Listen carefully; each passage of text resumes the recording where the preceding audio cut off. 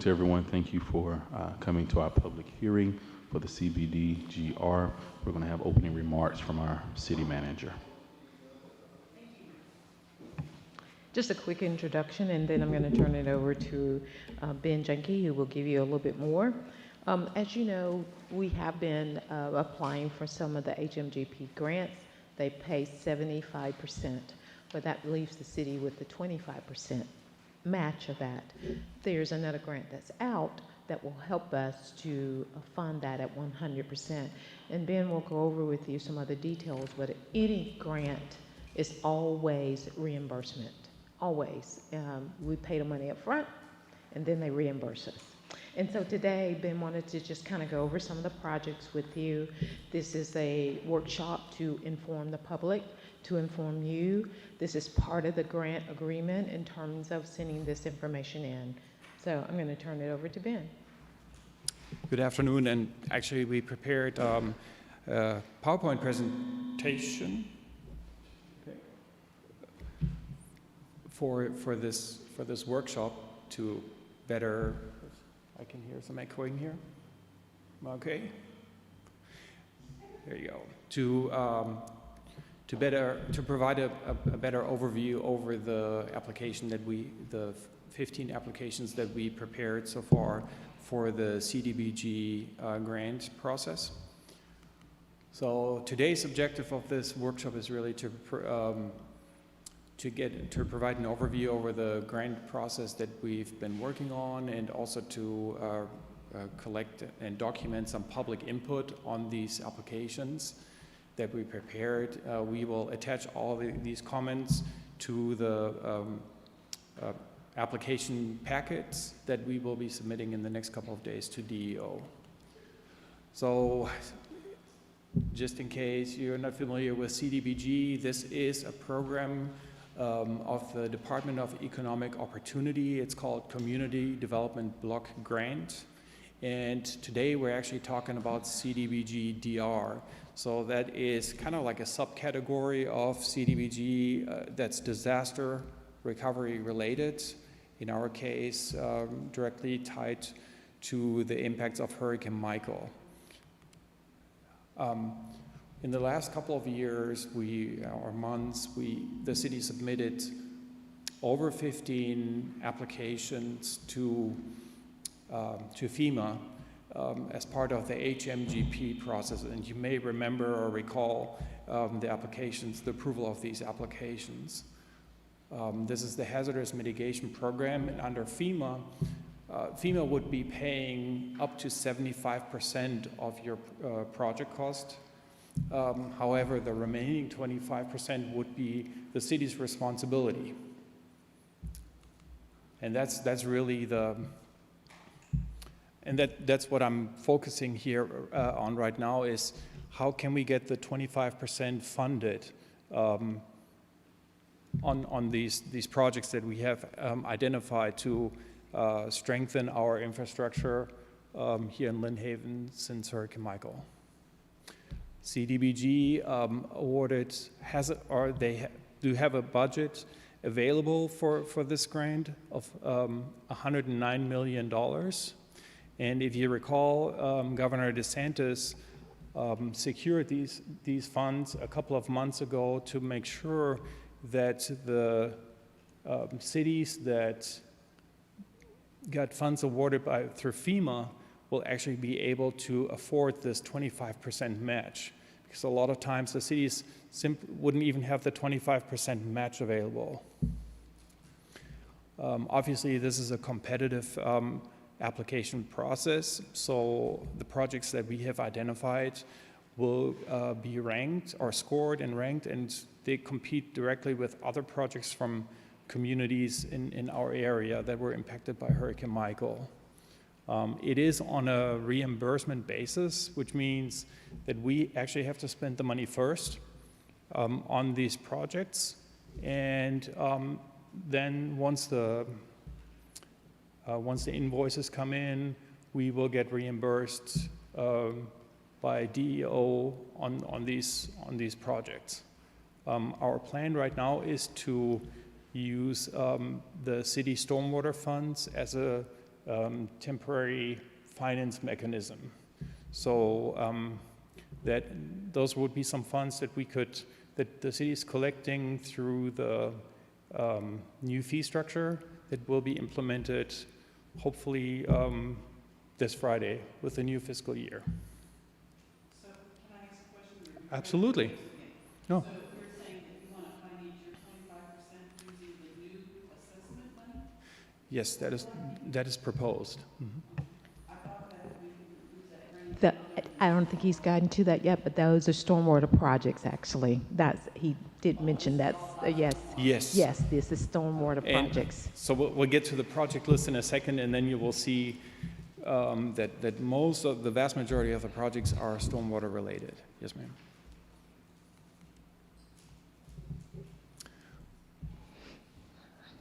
So I'm here today to kind of provide an overview of the projects that we have identified that we would like to submit. Obviously, we're open to any feedback the City Commission or the public may have on this. And as a next step, we would be submitting all this information in the next day or two to the DEO office in Tallahassee. So this is a list of projects, and I also dropped off a copy of this list, a paper copy on your desk or in your right in front of you. I do want to kind of just highlight one project right now to kind of explain the numbers, how these numbers correlate to each other. For example, this 11th Street Drainage Improvements Project, this is a project that was identified actually by the Department of Transportation. It's located just across the street from First Baptist Church here just around the corner on Highway 77.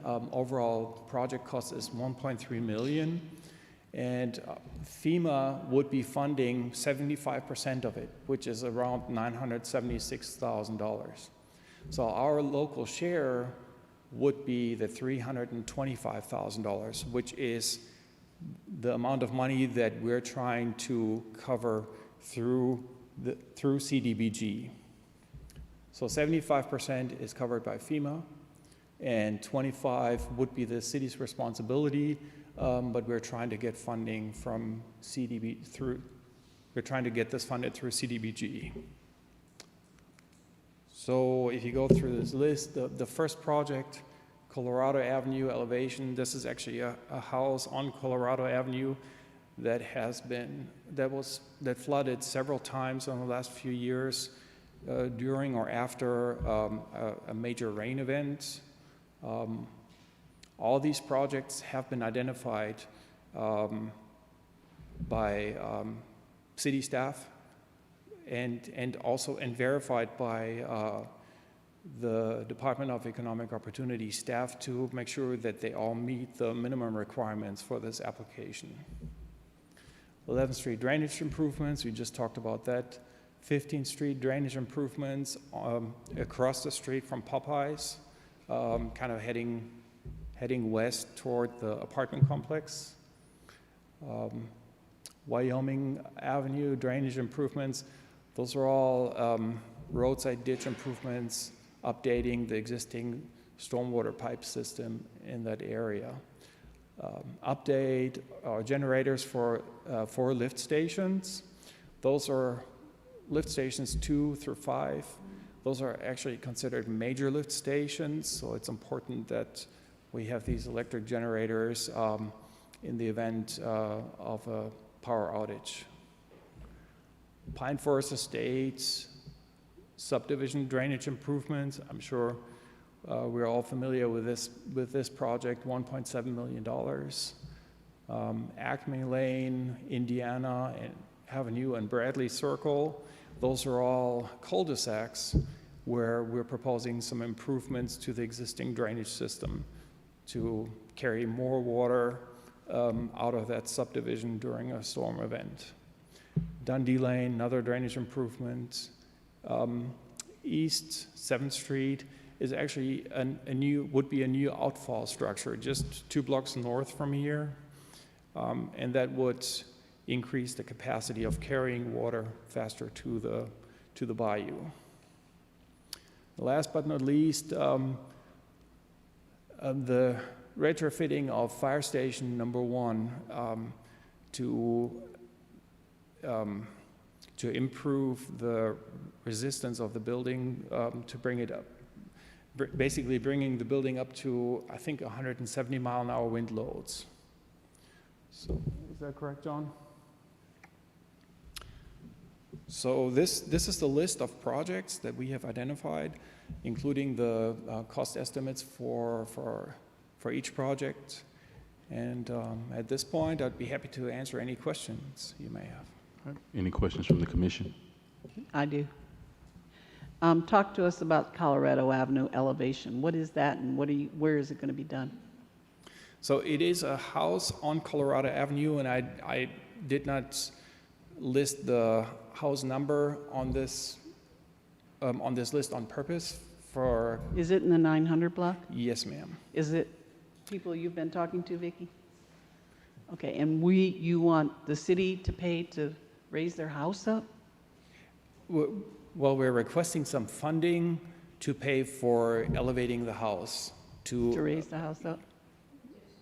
Interject here. With these grants, not only can you submit projects, you can also submit projects that are within the city for residents where have had some stormwater issues. They have to have flooded at least 3 times, and then FEMA goes through, does the hazard mitigation grant, and then there's 25% of that. The city has done some of those in the past. The city has done some acquisition and demolition, 710 Kentucky. We've done that one where we acquired it and then we totally wiped it out. There are some on Missouri and Carolina, some there that we acquired, totally wiped those out. But there are some that we have even raised as well to help with stormwater issues. So that's the way that goes, is that if there's money available and if they are approved, then that's how that happens. Okay. How does this conflict, or how does this work along with the master plan that Chris has come up with as far as what we originally talked about doing about stormwater? It goes hand in hand with the stormwater master plan. Is this are any of these on his master plan? Yes. Yes. Which ones? All of these are here. So here's where we were talking about in the stormwater master plan. There's a total list, and then a lot of times we say we're waiting for HMGP monies to come through. We're still waiting for that. Yeah. We have to spend the money up front.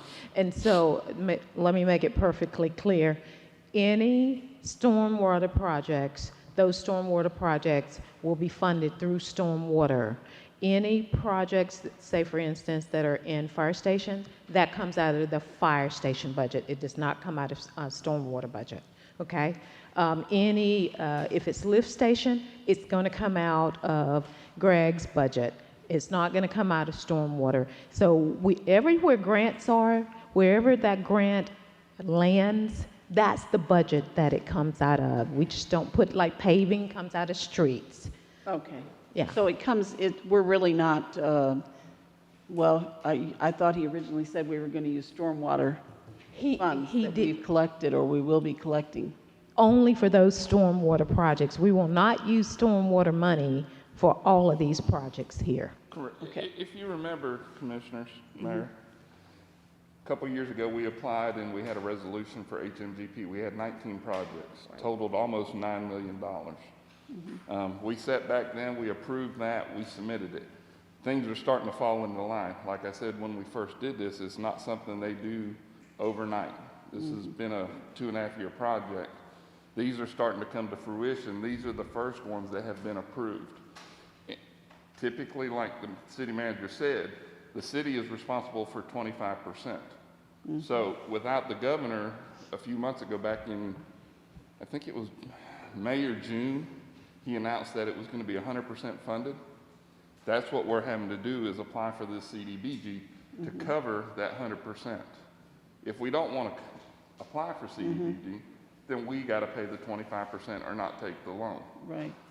You know, we're foolish if we don't spend a quarter on a dollar. So with this, we're not going to have to spend nothing. We got to spend a little bit up front, but we will be reimbursed, and it's not a long, drawn-out process once we start these projects. Once we accept it, we have 2 years to complete it. They'll pay us back as we turn in draws. So if you notice, some of them are done in phases. You'll see phase 1. That's typically engineering. We submit the plans to the engineer. They submit a signed and sealed set of plans. We get an invoice. We're going to send it to FEMA. FEMA's going to turn around and pay us for that. So there's a little money up front that the city's got to put out, but we'll get it back. And on the residential side of things, we're a pass-through. The city does not pay any of that. That is a contract between the homeowner and FEMA saying, hey, I want to apply for this. If they would get it, they would be responsible for 25%. But since the governor come out and said, we're going to try to fund it 100%, the homeowner may get lucky. So if he gets lucky enough, he won't have to put nothing. But all we are is a pass-through to make sure the money is spent properly and the homeowner doesn't just walk away with this money. Okey-doke. And from what I understand, that reimbursement process is pretty quick, isn't it? It is very quick. As long as you follow the scope of work, and they have a very detailed scope of work, they have timelines, you send in your reimbursement, you get your money back. And you don't have to wait until you finish it. You do it as You can do it as you go. You can do it back month, Kinda you can like do a it back draw. quarter. It's like a draw. So long as you have all the invoices, cancel check, front and back of everything, then you get your reimbursement. In the way we see them here, is this the order in which you're planning on doing them? Yeah. Okay. So I have to ask, you know I'm going to ask this about the other person that lives 2 doors down from this other person that has also flooded 4 times. The problem was this thing was submitted back when Hurricane Michael is. That's They have a very true. close-off date. The individual that's on this list, he applied. We had 2 other residential ones. One of them withdrew on her own for the second time that we've applied for. The third one sold and moved. That's why you don't see 3 on there. The original resolution had 3 residential projects. You know, we can't go back and say, well, we want to add more people. What we got to do is when we have these major events and funding becomes available, then we'll advertise, hey, you can put your name out there for this, and then we can submit that. But we can't go and add now. Oh, I understand that. My concern for the other neighbor is how, if we're going to build up their property, I mean, They'll build them up on pillars. Yeah. They're not bringing in. so we're not bringing in dirt that's going to No, make the they'll problem put- next they'll door put 'em even up worse. on pillars. What was? I'm trying to think of the one off of, is it Well, there's one on Montana and all that. We've got plenty on pillars. Yeah. That was my question. No, Yeah. when you build, you have to maintain your own stormwater. And that, I mean, that's part of a building code. And John, correct me if I'm wrong, that there are some stipulations, there are some criteria that homeowner has to meet even before we submit their name into that program. It just doesn't say, hey, I'm flooded and can you fund me? Last I gotta be a remember, repetitive it flood has loss. to be a repetitive flood loss. And it has to be reported to your insurance company as well, so that they have documentation for that. Yeah. Thank you. I Any do want to additional- clarify that the start of each project is really determined by the release of funds from DEO or FEMA. So they may not use the list that I prepared here today, but which is just a chronological order of the file number. But so they may approve the fire station project first, and obviously we will be starting our work on that project first. Okay, so what you said before, they're not going to do them in this order? Correct. Yes. Okay. Just wanted to clarify this. It is truly the way they come in, and whatever funds first. They may approve one project first, and that's the project we'll start with. We we actually don't have a way to pick and choose what we want to start first. Okay. Any other additional questions from the commission? Commissioner Perno, any questions? The Wyoming project is the ditches that are too small right now, Wyoming Street. They're the pipes. Yes, a lot of times the ditches are overgrown, they're non-existent. Or they've been piped. The existing piping is too small in diameter, needs to be replaced, or simply caved in, needs to be updated. Those are typical conditions in those areas that we identified here. And Is this Wyoming Street around 17th Street? Is that where it is? I'm sorry, I'm not hearing you, Commissioner Perno. I said, is this Wyoming around 17th Street? Around in that block area? No. the 1100 block, yes. There's also an issue over there in Wyoming, and Wyoming is 17th. And I think, again, these are the projects that's coming out of the master plan from the Okay. 2019. So if it wasn't identified in the 2019 plan, if it was just identified a year ago, although it could have been a problem for a long time, if we just recently identified it as a problem, then it won't be a part of these grants that are being This is submitted here. Wyoming and 11th? Yes. And I do want to recognize at this time, John DeLonge and Bobby Baker, they have been really instrumental in collecting all this information here. I'm just here to help carry this project across the finish line, so. And I just want to make sure I understand this, so I'm going to reword it a little bit differently and for myself. So basically, like on number one, just because this is the top, Colorado Avenue, the total cost will be $349,400. They're going to pay 75%, which is $262. And what we're talking about now is using the 25% from the new assessment money that's coming in. Is that correct? No, ma'am. That is, the 25% is what Ben is here talking about today to get the second part of the grant money Okay. to fund that. So there are actually two grants going on, HMGP and then the CDBG. And where are we recommending we get the 87,000, the 25%? From what we were talking about today. Oh, the homeowner's going to pay that 87,000?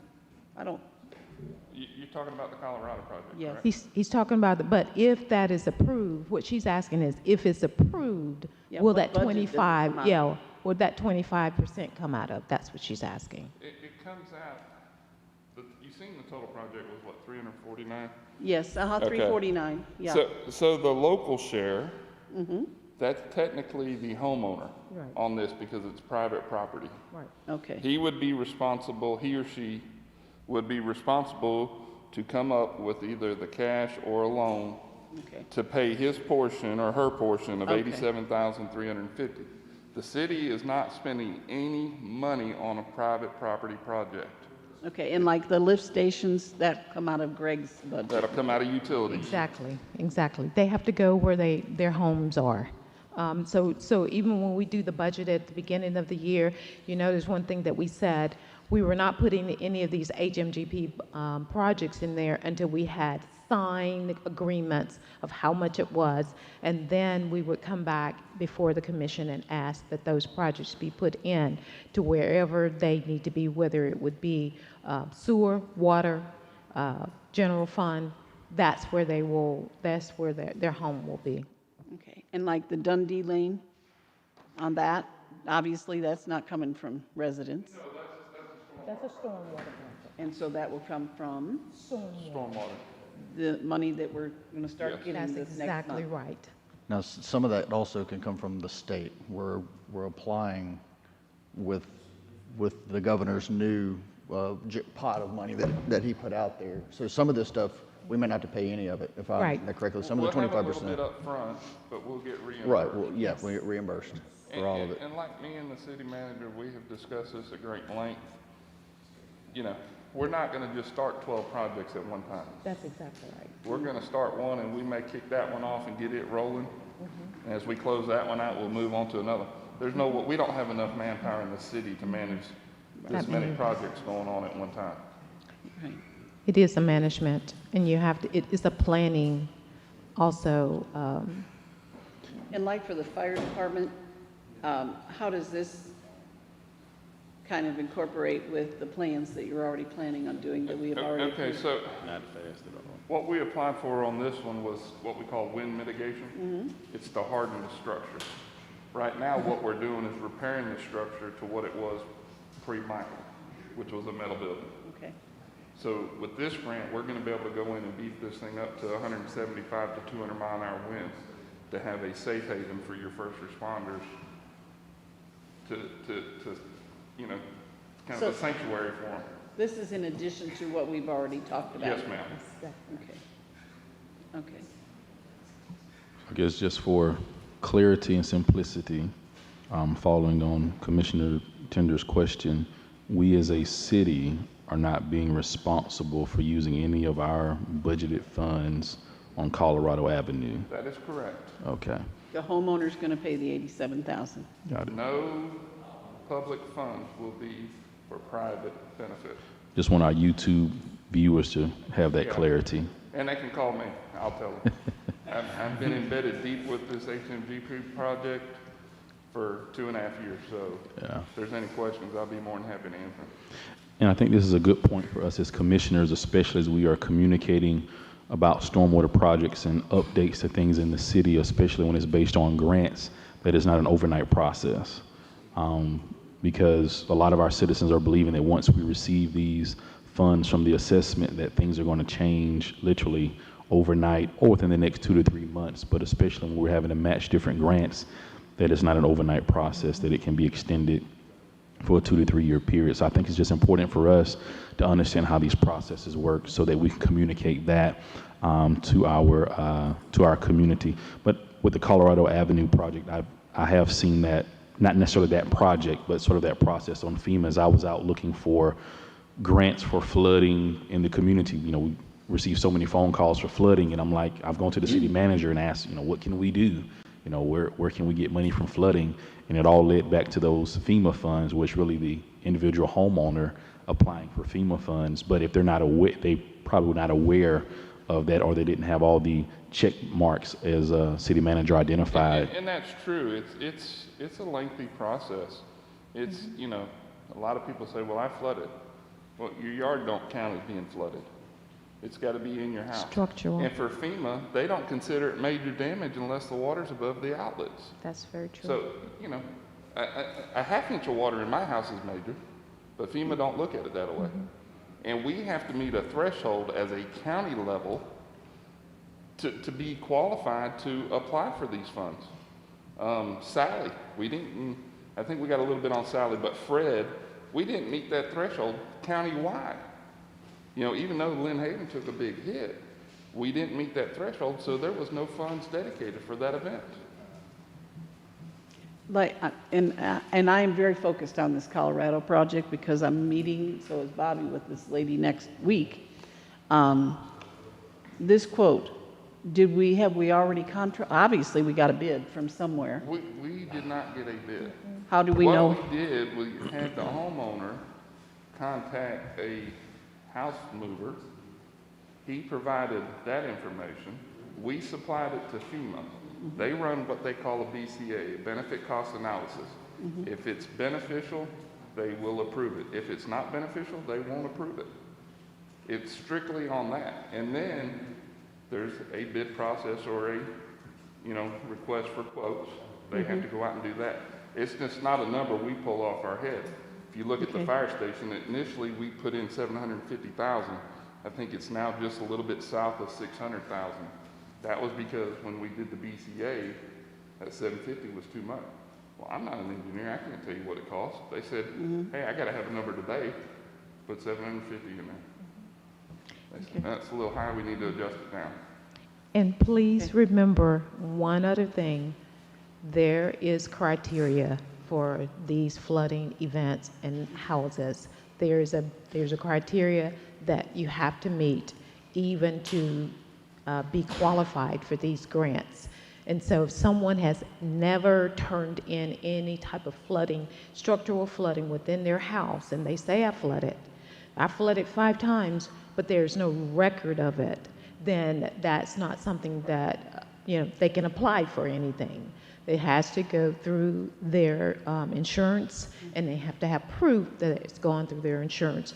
That's one of the first criterias of this type of grant. I'm just thinking Commissioner. about the people at the other address there. Yeah, no, They could but- pay for the whole thing themselves, but they'd be smart to piggyback onto, There's a lot of people out there that Whoever's could out there. benefit from this. It just, unfortunately, at the time when it was open, we only had a handful that applied.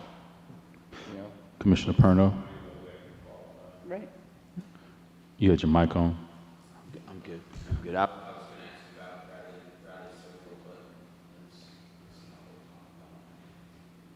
All right, any additional questions for our presenters?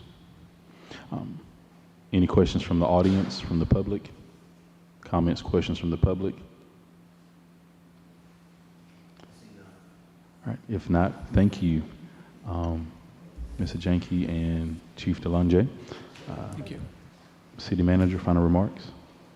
Nope, nothing there except for we wanted to make sure you were aware what we were doing, to make sure that we had grants on both ends to cover these projects.